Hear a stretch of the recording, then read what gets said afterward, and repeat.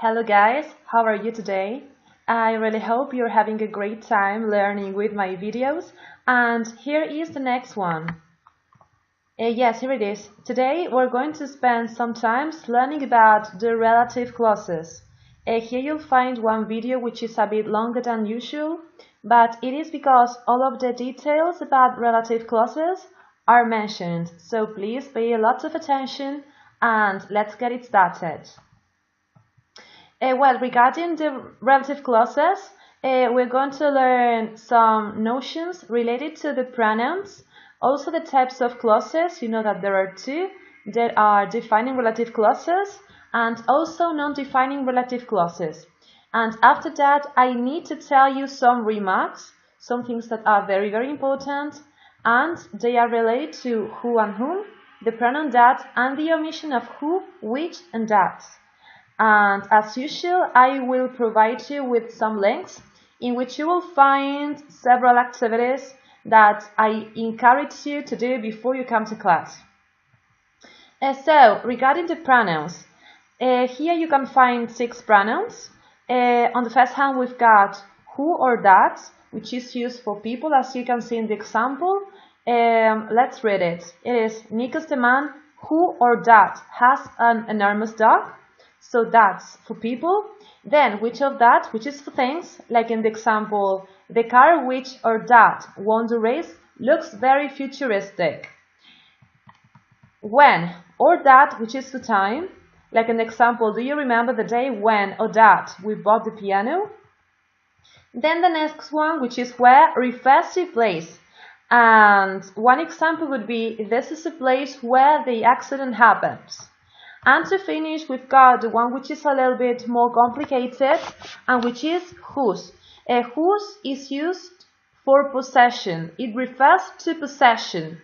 And let's take a look at the example. The example says, the woman whose flat was burgled spent the night in a hotel.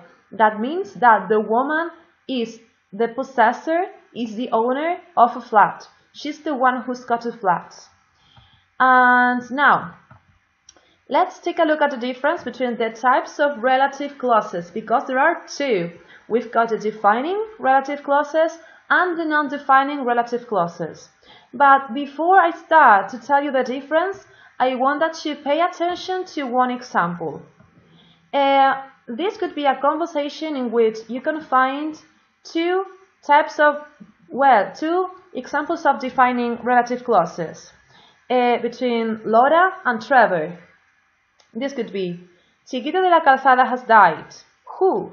You know, the comedian who used to tell really funny jokes. I don't think I've heard of them.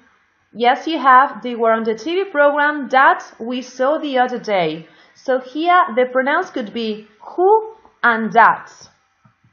And what are the features? What are the characteristics?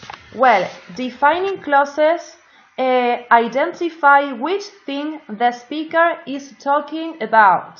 So they are used to say which thing we refer to.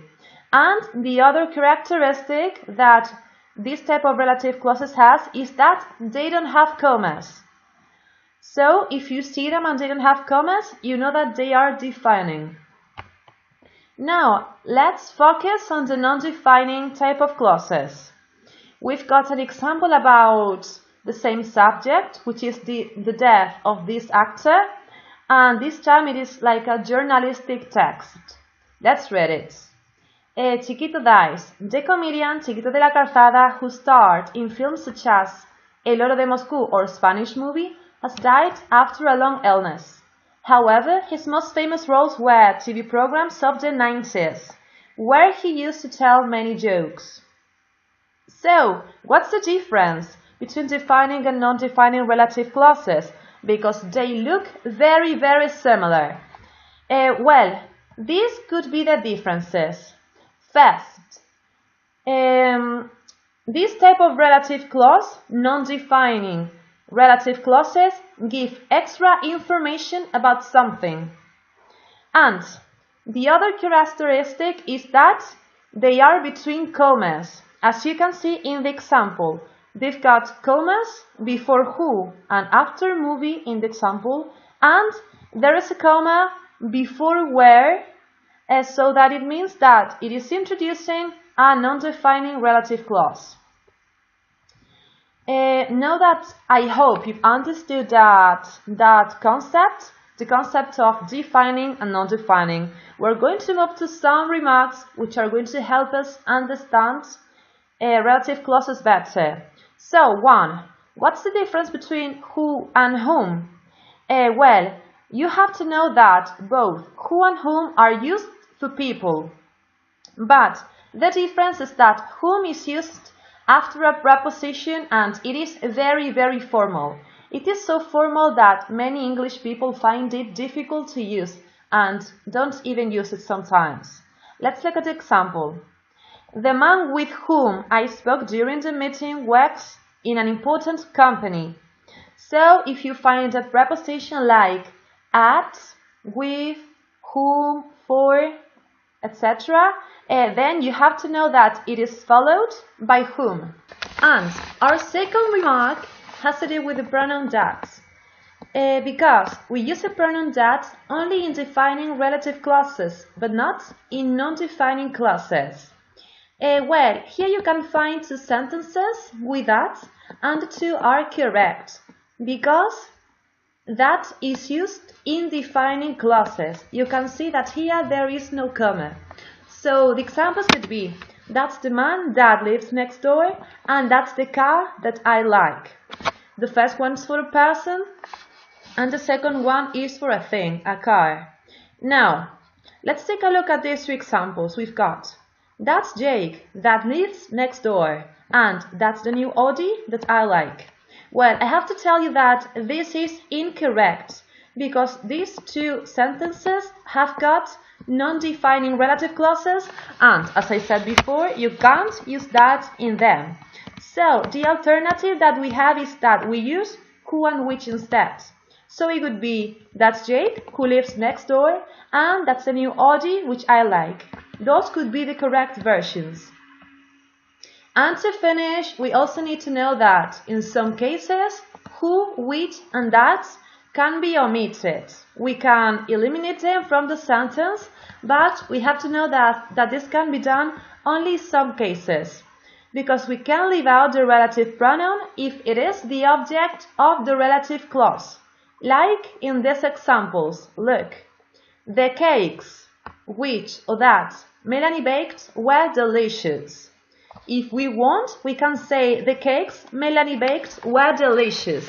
That's right, because cakes is the object. Melanie baked cakes, so cakes is the object.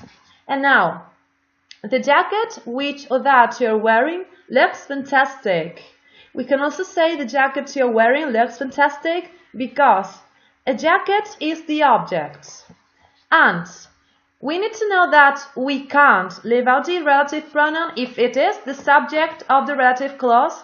And yes, I understand that this is a little bit misleading, this is complicated, and I think you will understand it better if we take a look at an example. Look, the man who spoke to Vicky is Sarah's boss. Here, the man spoke to Vicky. That means that who has got the function of subject. That is, the man is the subject. And that implies that we can't omit the relative pronoun. Well, as I was saying, I know this is complicated and you need to have some notions of syntax.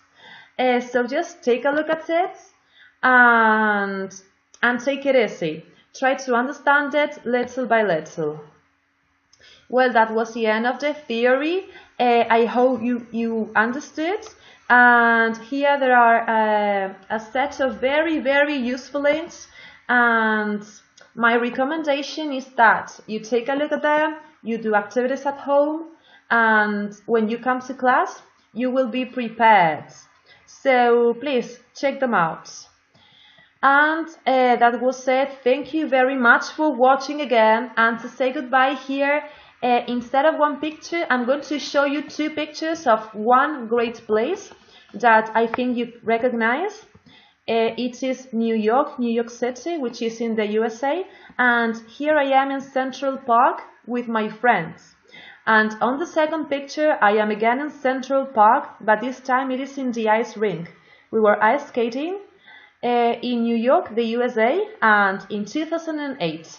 So thank you again for watching and see you very soon. Bye!